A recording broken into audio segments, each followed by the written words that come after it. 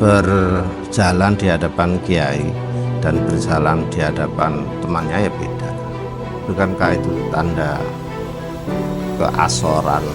Andap asor itu artinya bukan rendah, tapi berperilaku sopan.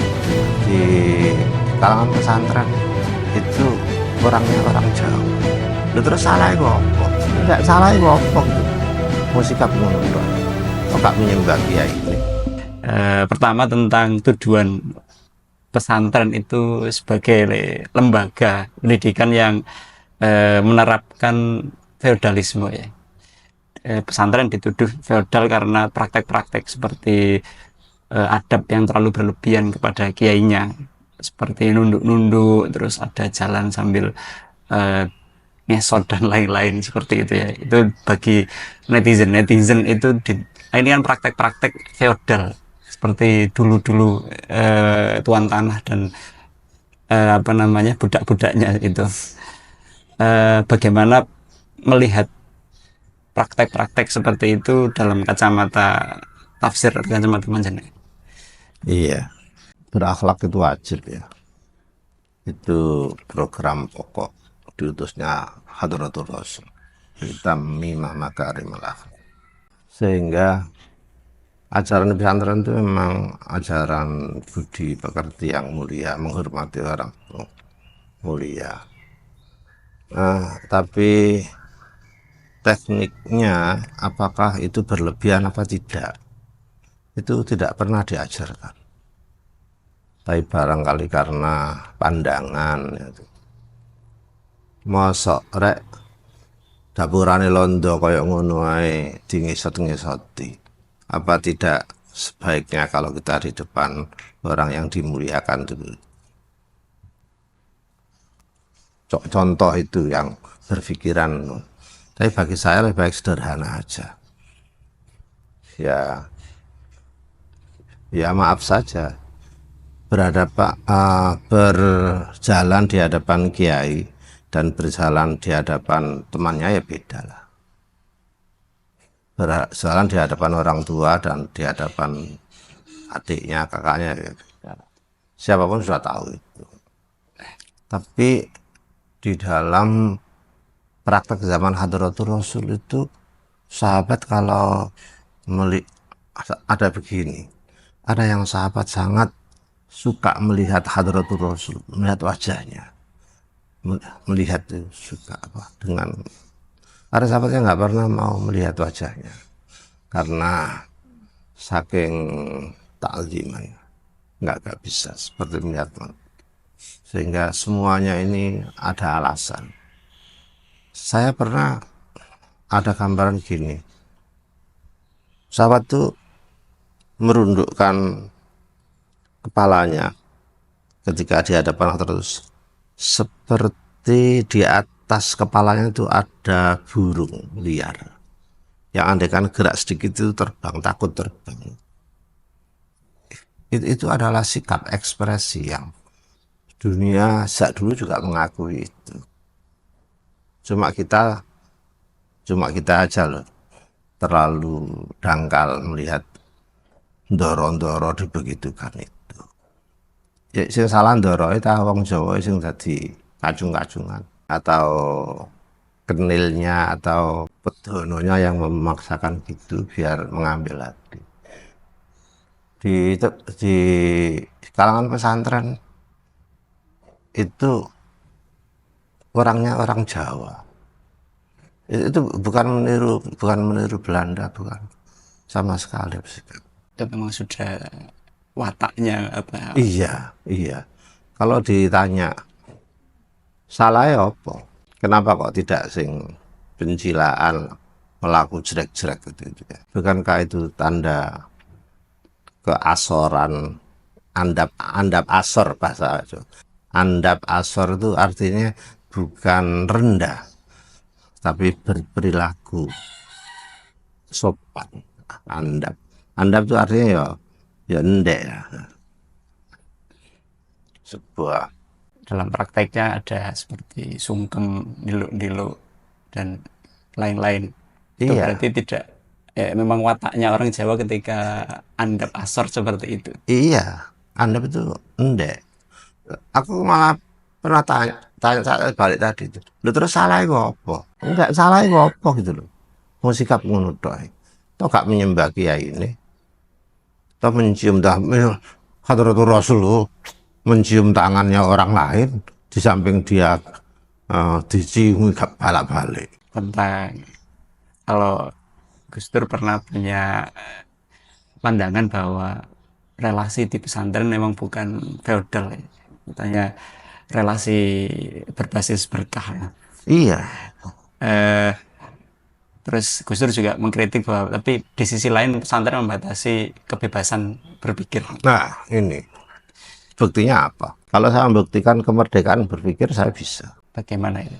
Kalau proses belajar mengajar semuanya itu doktriner. Pengajaran ilmu harus doktriner.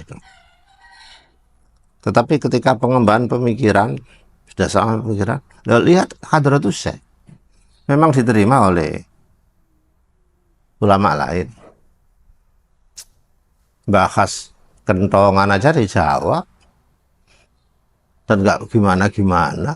Itu bareng itu ada musyawarah senior. Hadratus Syekh mimpin, terus Kiai Maksum itu menantunya, ada Kiai Adran, ada Kiai Baidowi, ada apa-apa. Ada dua versi santri.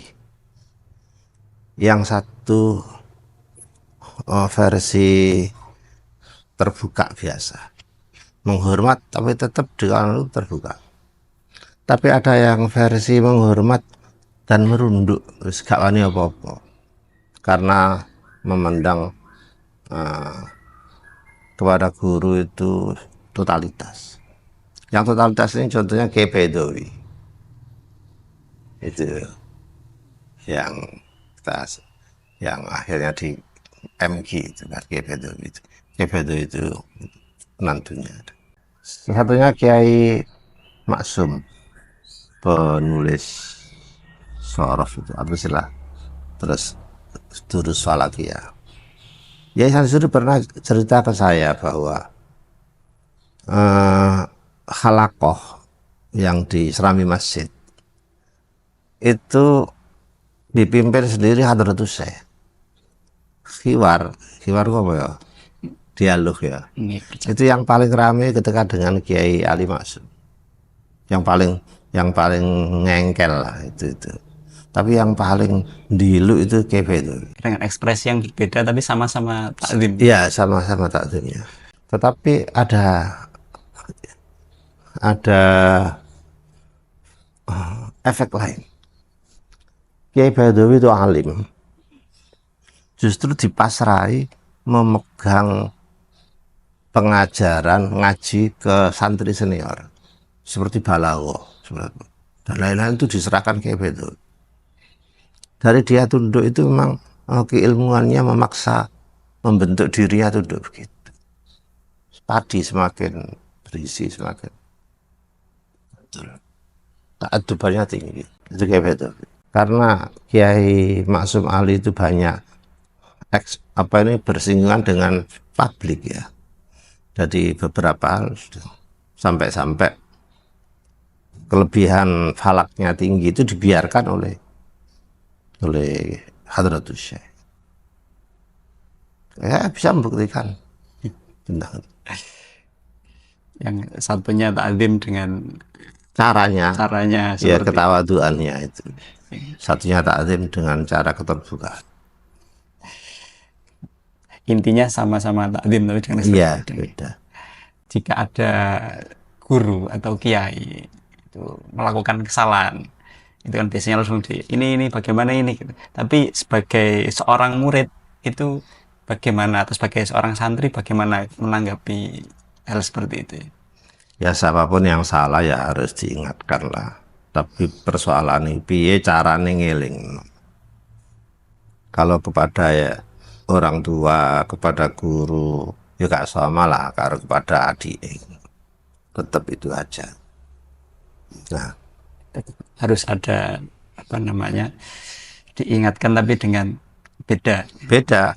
Hadratus saya yang waktu apa itu yang mengingatkan juga santrinya kok lewat dekat. Seperti Hadratul Rasul itu mempunyai abdi namanya Anas bin Malik, itu sejak kecil itu. Kalau uang mau sesuatu yang kira-kira lebih pribadi apa itu ya ke sahabat Anas ini ditanya gitu. Kalau enggak ya nah, itu tadi itu. Beberapa sahabat tuh yang sowan ke Hadratul Rasul itu tidak langsung pakai mediasi. Lewat ajudannya. Iya, ajudan. Tapi itu ajudan sejak kecil bahkan itu aku.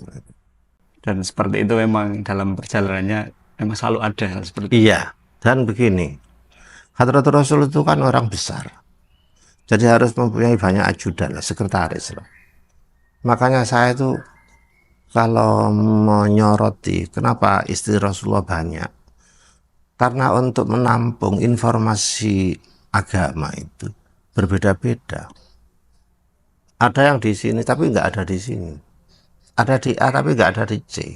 Ada di C tapi nggak ada di D. Itu kenapa?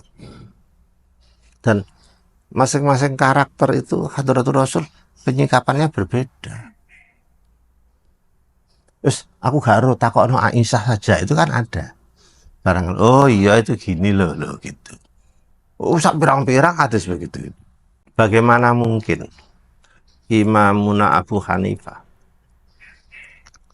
bisa ijtihad orang membatalkan puasa sunnah itu wajib mengqadha. Sengaja membatalkan Sunnah. iya ya karena itu kasus di istri Rasulullah itu siang hari ono ngeteri panganan puasa sunnah kalau nggak salah Aisyah dengan Hafsah mungkin ya jenenge wong itu ya tertarik makanan makan kira-kira ini apa puasa sunnah kira-kira ngono biasa tapi Rasul ndak ada begitu nanti engko dek nek wis teko takok yang kalau nggak salah yang duluan mapak itu ketemu tuh Aisyah ada kok di Royal Band itu ada ya Rasul gini apa jawab Nabi suma yauman makanau ejolono oleh Abu Hanifah berarti puasa sunnah yang sengaja dibatalkan itu sengaja dibatalkan kok tuh kata Imam Syafi'i kok ala apa saya sunnah kok jadi aftujulah kalau memandangi nah teori Imam Asy'arani itu di klaster diklasifikasi jika dilakukan oleh akabir orang senior sederajat istri Rasulullah gak pantas makanya kodok kira-kira punyai kodok Gak punyai kagak. nah tapi ini gak punyai biasa-biasa ini acak-acak melok Asyafi aja gak usah kodok iya tapi itu didapat dari mana dari istri-istri. iya jadi masing-masing punya. Ini bukan pesan untuk beristri banyak. Nah itulah karepmu lah. Iya, tentang Sani Ini tak terus no. Kalau kiai bagaimana? Ya harus mempunyai asisten banyak, setidaknya kalau di bidang keilmuan ketika pengajaran tadi. Makanya Hadratus Ustadz itu membagi-bagi iki lho bakate iki Pak. Kalau model asistensi loh ya. Peran istri tadi itu kan asistensi di dalam wahyu. Iya. Peran dalam kewahyuan itu asistensi. Kalau peran di dalam rumah tangga